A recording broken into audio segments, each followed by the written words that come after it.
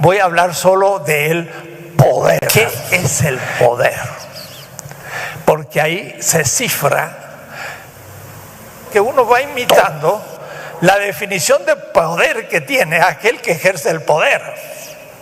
Y no es teoría, es práctica, lo veo como. Entonces muchas veces yo me río un poco. Va un diputado vestido, pero como se debe en la moda, con ropa costosa saliendo de un buen auto, y el joven ahí que va aprendiendo a ser político es lo mismo que el otro, vestido también de corbata, muy serio, que sale del auto de su jefe, que tiene un portafolio y ya está imitando al otro.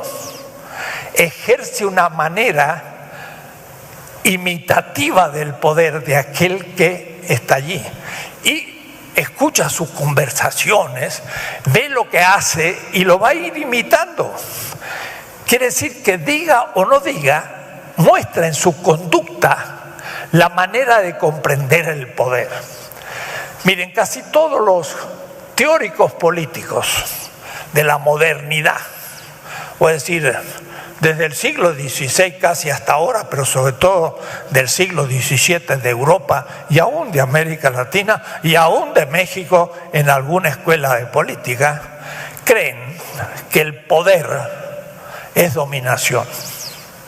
O es decir, tiene poder el que domina y tiene obedientes. Si no a nadie le obedece, pues no tiene poder.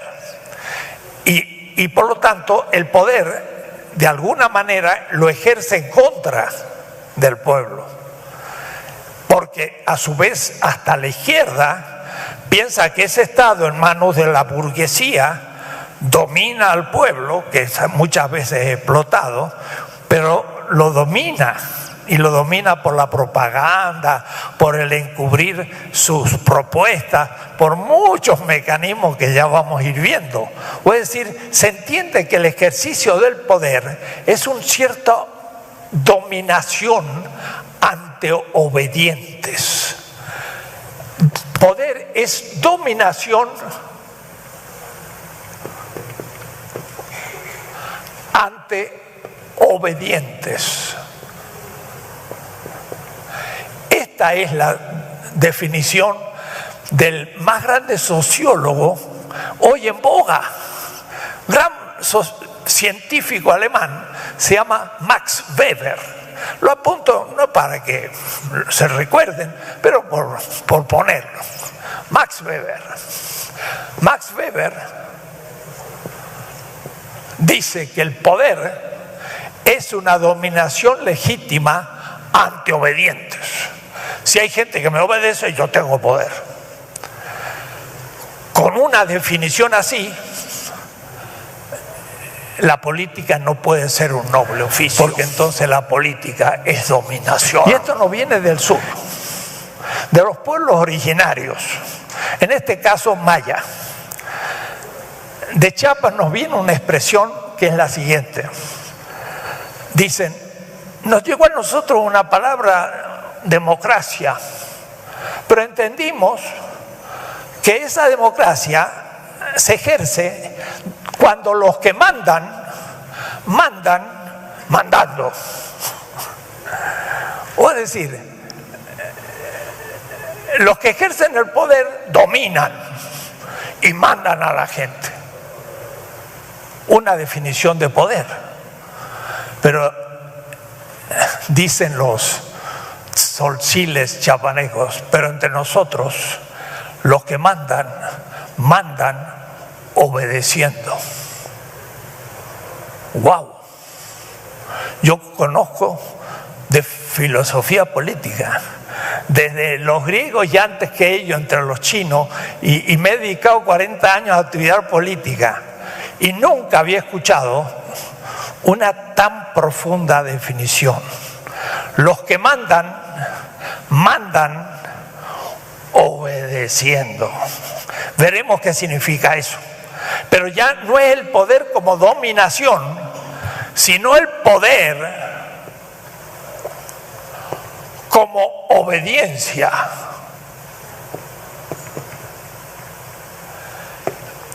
Y entonces el que llega a la mesa de su presidencia municipal ya no golpea la mesa y dice yo soy el presidente, sino que abre la puerta y le dice a la gente ¿qué necesitan?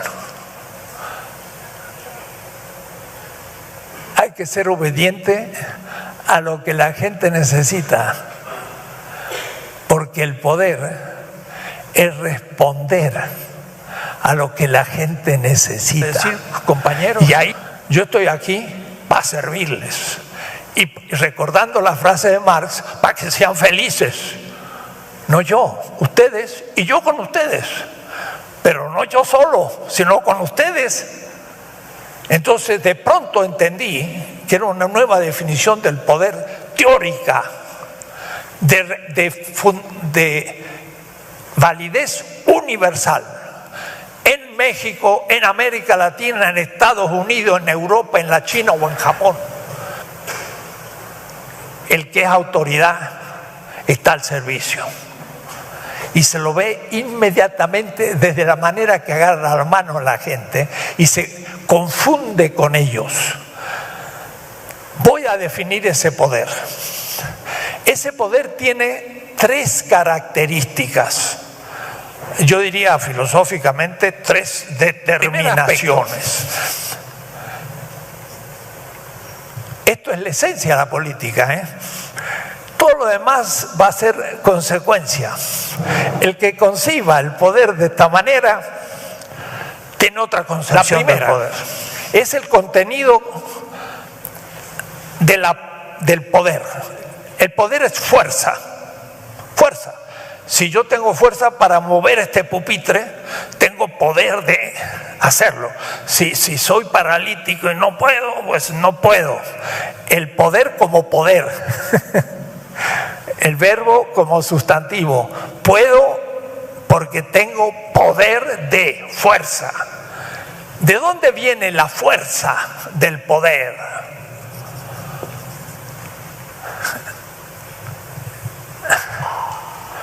Viene de lo que voy a llamar voluntad de vida. Y aquí habría que quedarse muy tranquilo a pensarlo en grupo. Esto se lo dijo a un solcil y lo entiende, a un zapoteco y lo entiende rápido, a un azteca, pero se lo digo a un político y no entiende nada, porque ese ya está deformado. Pero en cambio el pueblo, el originario, sabe de dónde viene la fuerza del poder. Viene de una voluntad de vida. Extraña formulación. Voluntad de vida. Mire, todo parte en la política de que somos seres vivos. Miren qué cosa más simple. Somos seres vivos. Obvio. Con eso que me ha dicho, nada. He dicho ya todo. ¿Qué hace un vivo? Come. Si no come se muere de hambre.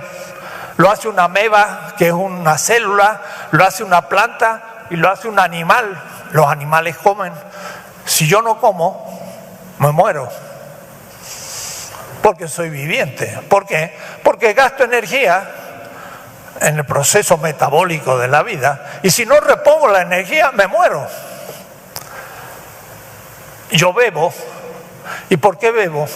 Y porque soy con 90 y tanto % agua. Así que si no bebo, me deshidrato. Y si me deshidrato en el desierto, me muero. Necesito un vestido. ¿Por qué? Porque tengo temperatura y cuando es mucho la temperatura me tengo que proteger del calor, pero cuando es muy poca me tengo que poner para guardar mi temperatura, porque soy un ser que tengo que protegerme ante la naturaleza y por lo tanto tengo que tener una casa para que me proteja, pero también soy un ser vivo porque sé cómo vivir, pero esto no lo he inventado yo, sino miles de años de la humanidad que la recibo en la civilización y en la tradición y en la cultura. Quiere decir que porque soy viviente debo tener mi cultura y mi lengua y mis tradiciones para saber quién soy. comer, beber, tener un traje, tener una casa, tener una buena educación y otras cositas más. Es lo que se necesita para ser feliz. Pero además, para ser humano, ese es el fin de la política.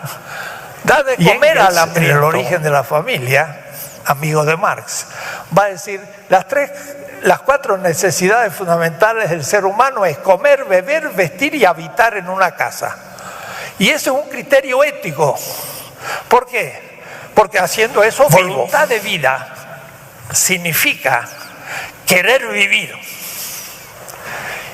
Y nosotros tenemos un instinto primario, pero también la racionalidad misma, por luchar, quedar en vida.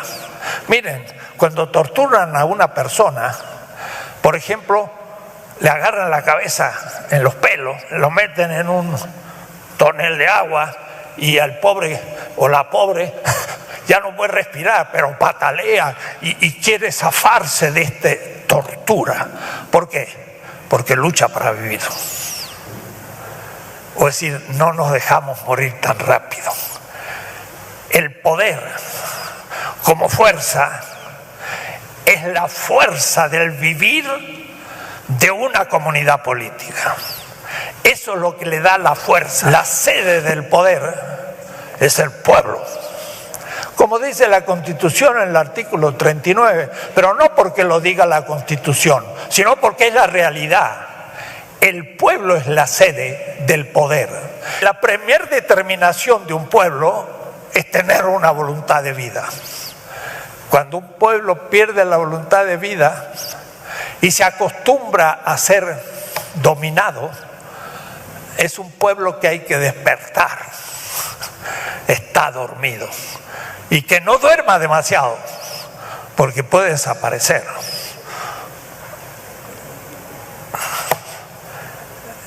Y nos puede tocar, porque hay pueblos en la historia que han desaparecido, porque no tuvieron voluntad de vida, porque las élites le sacaron a ese pueblo esa voluntad. Y entonces, por eso pierden poder, pero el poder lo tiene el pueblo, no lo tiene el Estado. Entonces, el poder es la voluntad de vida de un pueblo, y cuando esa voluntad no se ejerce, porque el pueblo está confundido por la propaganda, la televisión, tantas noticias contradictorias, y al fin no sabe lo que pasa. Y entonces dice, no, yo no voto porque todos están podridos, y como la política está corrompida, yo no me meto en política. ¡Apa! No te metes en política, entonces la vas a sufrir. Y después vas a ser más pobre y vas a decir, soy más pobre, pero ¿por qué eres más pobre? Y porque no te metiste en política. Tendrías que haber apoyado a los honestos. Tenemos que formar una generación honesta que gobierne en favor de la felicidad de un pueblo. No son palabritas, son conductas que el político tiene que adoptar como contenido de su vida. Y eso se juega en la juventud, pero no en 4 o 5 años, sino cuando se tiene 70 años, puede decir, siempre fue fiel a esta vocación de servicio a la voluntad de un pueblo. Primera determinación del poder es la voluntad de querer vivir de un pueblo, que es la fuerza que arrastra todo lo demás. Claro que, como digo, puede estar dormida, puede estar confundida esa voluntad, y hay que revivarla, hay que darle luz para que funcione. Segundo, pero si cada uno tiene voluntad de vida y cada uno tira para su lado, pues no hay unidad. Y si no hay unidad, no hay fuerza. Hay que ponerse de acuerdo. Ese es el momento de la racionalidad de la política. La política no es emoción solo. Sí, es voluntad, es querer, es amor, es comprometerse, pero es racionalidad. ¿Qué significa? Discutamos un poco. El acuerdo es el momento racional de la política. Es el consenso. Eso, hecho sistema, se va a llamar la democracia, pero no la liberal, no la que nos imponen y ni hablan. La democracia no tiene que ver con lo que estamos viviendo. Eso no es democracia, eso es representación corrompida. La democracia es otra cosa, veremos, pero es la institucionalización de los consensos. Y entonces, la voluntad de vida, cuando es consensual, ahí es donde tiene fuerza. Porque entonces decimos, todos vamos a hacer algo. Y entonces ya empieza a funcionar. Mire, von Clausewitz, un gran teórico de la guerra, Karl von Clausewitz, etcétera, en 1831 escribió un tratado, el más famoso, sobre la guerra. Y habla de la estrategia. Y la estrategia agresiva primero, cómo un país organiza su ejército y choca contra otro. Primer libro. Pero el segundo libro, él dice, la estrategia propiamente dicha es la estrategia defensiva, no la que ataca. Estados Unidos atacó Irak. Era una estrategia ofensiva. Había que poner 150.000 soldados, los puso. Poner portaaviones, los puso. Los aviones los puso. Hizo añicos a Irak, la hizo. Pero no la venció. Le falló la estrategia. ¿Por qué? Porque hay otra estrategia, la defensiva.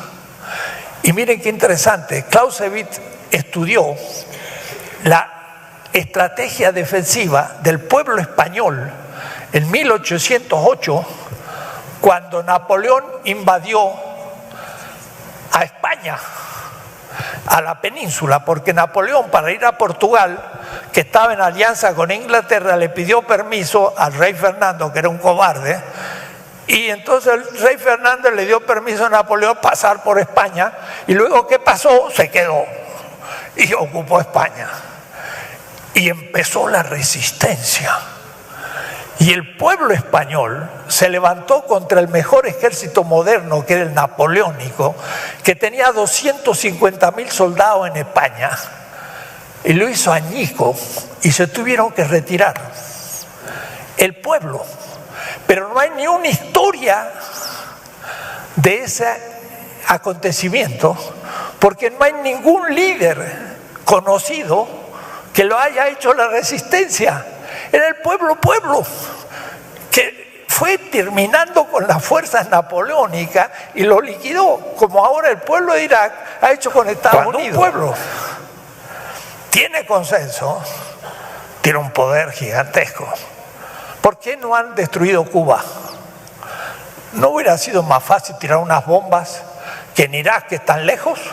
¿Por qué no destruyeron Cuba? Bueno, primero porque había muchos cubanos en Florida, pero después porque destruir un país, pues no es una victoria, se llama una victoria pírrica, porque Pirro, un rey en la época antigua, se defendió contra un ataque, pero usó tal fuerza para defenderse que terminó por extinguirse y cayó el reinado.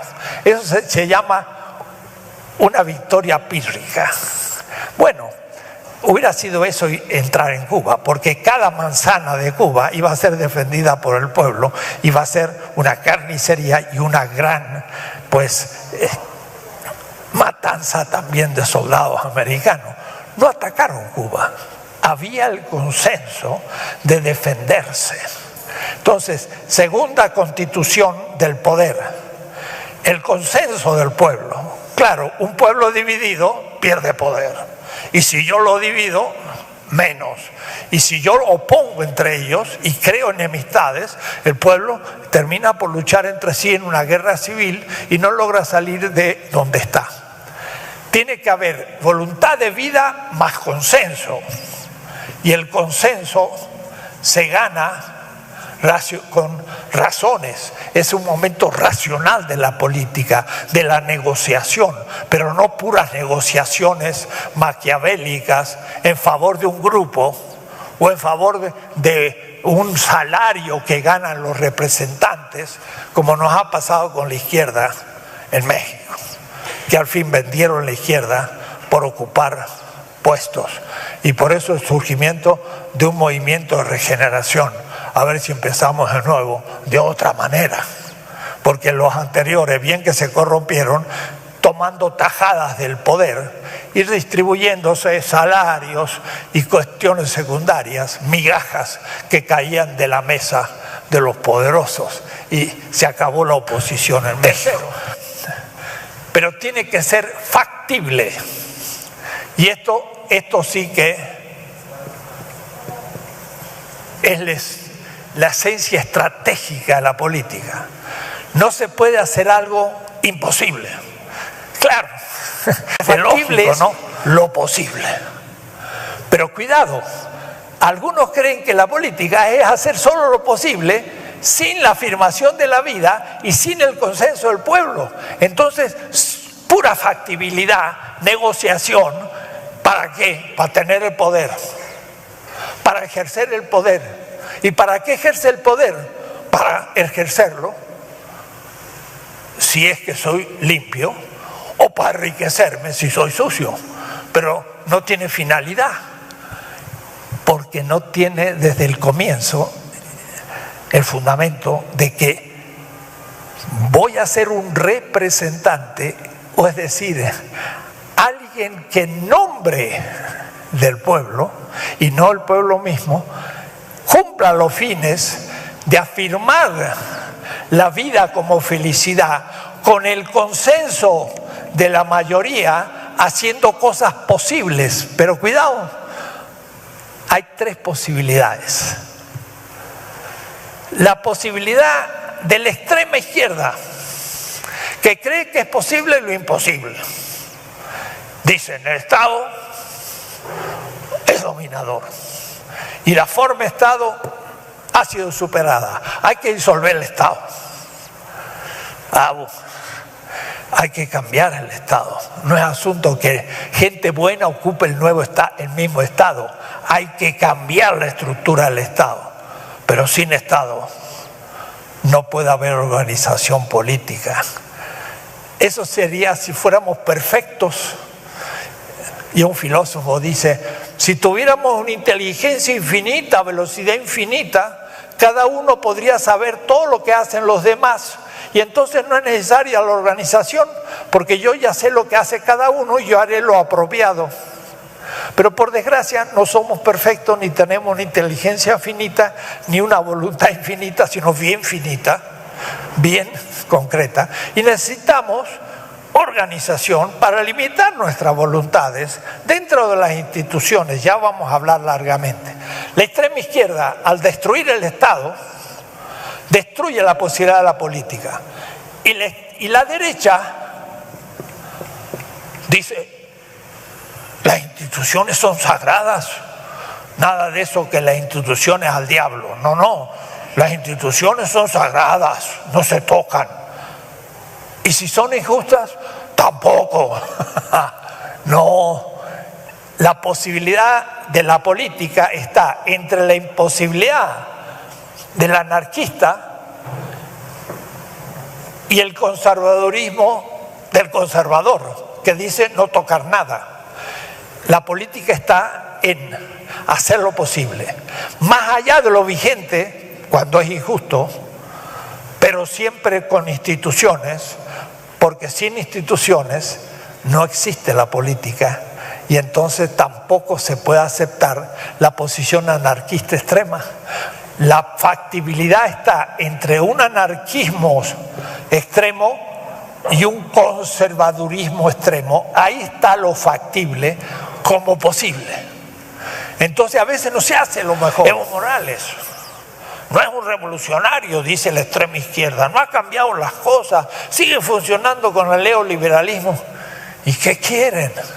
En Bolivia ni había estado, lo ha organizado por primera vez. Ha logrado tener un presupuesto 10 veces mayor. Le ha sacado las transnacionales 70%. Antes cobraba el 5% de la extracción de gas, ahora el 70% de que el Estado. No es una revolución anticapitalista, no, todavía no lo es, pero ha hecho mucho bien al pueblo y está avanzando. Bolivia ha dejado de ser el país más pobre de América Latina ya hace rato y está subiendo. ¿Por qué? Por gente que hace lo factible.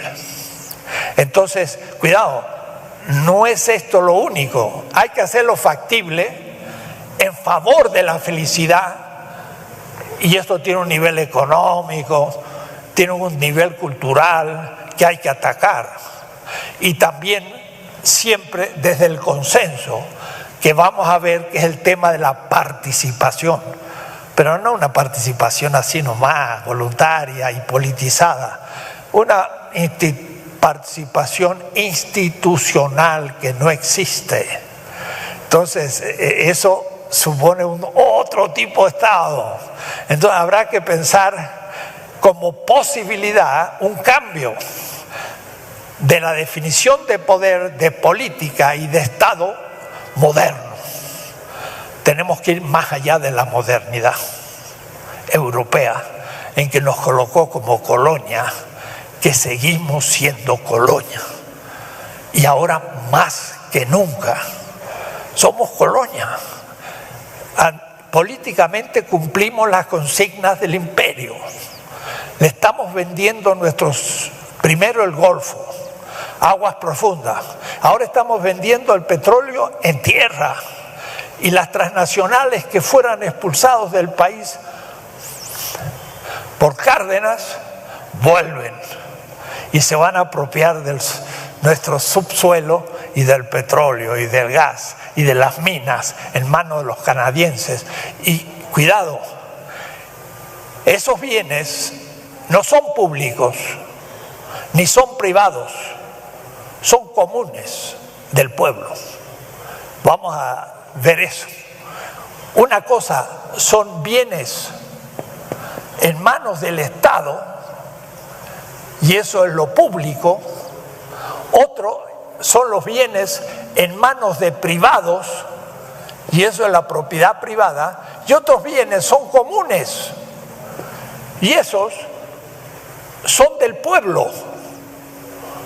Y el petróleo nuestro no es del Estado, es del pueblo. Y el Estado lo está privatizando, robándole al pueblo. Y porque a su vez me falta la tesis fundamental. La sede, la única sede, miren lo que voy a decir, la única sede, lugar del poder es el pueblo, no el Estado. El Estado no es soberano, el soberano es el pueblo. El Estado es una supraestructura desde una constitución que debió hacerla el pueblo como poder constituyente, pero desde su propio poder. O es decir, el pueblo es el poder instituyente del poder constituyente que hace una constitución y que funda el Estado, pero debajo del Estado, del pueblo. No puede entonces el Estado decir: voy a eliminar a una policía comunal en nombre de la soberanía del Estado. No, señor, usted tiene que estar obediente a la soberanía del pueblo. Se hubiese arreglado rápido todo el problema de Guerrero si la policía y el ejército hubiese apoyado a las policías comunitarias, apoyándolas en terminar rápidamente con la droga y los bandidos, y después sí entonces retirarse. No lo hicieron, los desarmaron, los metieron presos. ¿Cómo está la cosa? Peor que antes. ¿Lo lograron? No lograron nada. ¿Y lo van a lograr? Nunca lo van a lograr. ¿Por qué? Porque no cuentan con el pueblo. Es una supraestructura. Esto es de cajón. Esto es evidente. Hay que tener ninguna teoría para decir lo contrario. Pero es en nombre de la soberanía del Estado que se mete preso a una comandante de la policía que la comunidad eligió. Y la metieron preso. Y luego se fue del país porque si no la matan. Esos son los héroes. Pero los dejamos fuera y nos quedamos pues como estamos. En el 235 de la página 27 hago un esquema que hay que tener, o un diagrama que hay que tener presente en todo el curso. Todo parte entonces ahora desde el pueblo, que por ahora voy a llamar comunidad política. Pueblo lo precisaré más adelante. La comunidad política es el actor colectivo de la política. Los individuos actúan dentro de la comunidad política. Y esta es la única sede del poder. Por lo tanto, el poder no se toma. Vamos a tomar el poder. No, no lo puede tomar. Es el pueblo el poder. Lo tiene el pueblo. Usted puede debilitar el poder del pueblo o acrecentar y luego hacer un poder como dominación ante la debilidad del poder del pueblo, pero lo que ha tomado no es el poder. La Revolución Francesa tomó la Bastilla, que era una prisión. Sí, se tomó una institución, pero no se puede tomar el poder. El poder reside en el pueblo y el único que tiene el poder es el pueblo. Y no se puede tomar, se da en el pueblo o se debilita, pero ahí está el poder. A eso le voy a llamar de una manera técnica con una palabra latina, potentia. Pero piensen ustedes simplemente en potencia. 20 caballos de fuerza, la potencia de un motor. Bueno, ese es el poder, es la potencia. Como fuerza, pero también como posibilidad. Lo que está en potencia para llegar al acto. El pueblo es la única sede de la potencia. Esta va a crear instituciones. Y le voy a llamar potestas. En latín. Que es poder, pero con otra palabra. Las instituciones, ya vamos a hablar cuáles, y el Estado es la mayor de todas. Si yo tengo una concepción del poder obediencial, el representante, entonces, tiene un poder delegado, no propio.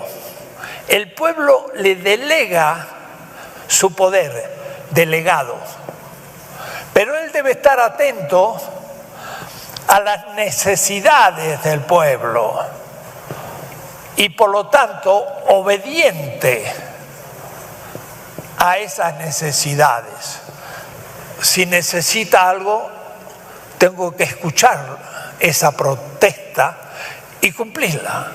Entonces, el que ejerce el poder, ejerce, no el que tiene ni es la sede, ejerce representativamente el poder, es obediente a las necesidades. Eso sería la política como debiera ser. Como es muchas veces de facto o en buena parte. El que ejerce la institución, presidente, diputado, juez, policía, barrendero, o sea, hay muchas funciones. También el barrendero tiene autoridad, porque es parte de la función. Se crece desde el poder. Yo soy el Estado. Mire, en el archivo de Indias, que estaban todos los documentos de la colonia y de México, el rey de España, allá desde 1492, firmaba, y yo veía esas cartas y decía, qué bárbaro este.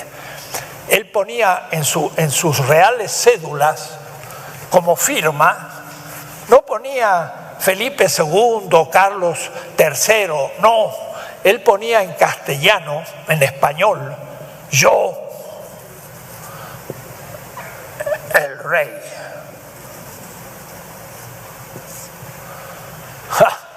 Y me llamaba la atención ese yo grande, era un yo de 3 centímetros. Yo, ahí estaba el yo, él era el poder. Y nosotros teníamos un virrey, ni siquiera un rey. Ojalá hubiéramos elegido un rey. Teníamos un virrey, es decir, un suplente del rey. Éramos una mera colonia y lo seguimos. Y entonces, esa es la corrupción. El corrupto es el que cree que es la sede del poder y puede hacer lo que quiere. Y por eso domina y por eso son obedientes. Y el que no es obediente, lo reprime. Porque no quiero que me desobedezcan. Pero entonces es el poder no como obediencia, sino como dominación. Y es lo que dice Max Weber, el gran teórico sociológico europeo, que en nuestras universidades se enseña como un gran maestro.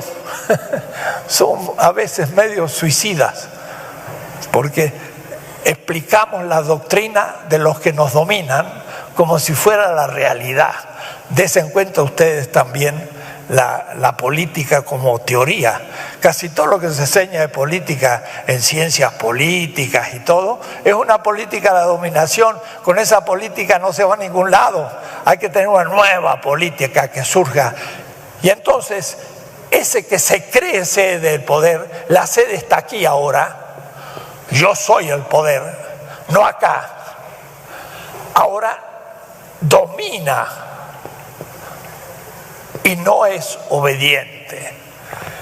Y por eso el que no me obedece, le aplico la ley. Pero la ley está hecha en favor de los poderosos, no de los pueblos. Entonces tenemos que empezar a pensar todo de nuevo para tener una teoría que resista a las teorías vigentes, a lo que nos dice la televisión, a lo que nos dice la radio y la mayoría de los diarios, porque todos los medios de comunicación están acá. Y todos sus mensajes de Televisa y demás son para confundir al pueblo y dominar en nombre de la democracia, pero en realidad es la inversión. No escuchan lo que la gente está sufriendo y lo que la gente necesita. Entonces, tenemos que tener claras las ideas, los jóvenes que se quieran dedicar a esa noble, sagrada función que merece la entrega de la vida. Porque cuando sean viejos, mirarán atrás y dirán, hice algo. La mayoría de la gente se muere y lo único que hizo fue vegetar. Ni siquiera pudo hacer cosas buenas y menos transformar las injusticias en felicidad de la gente.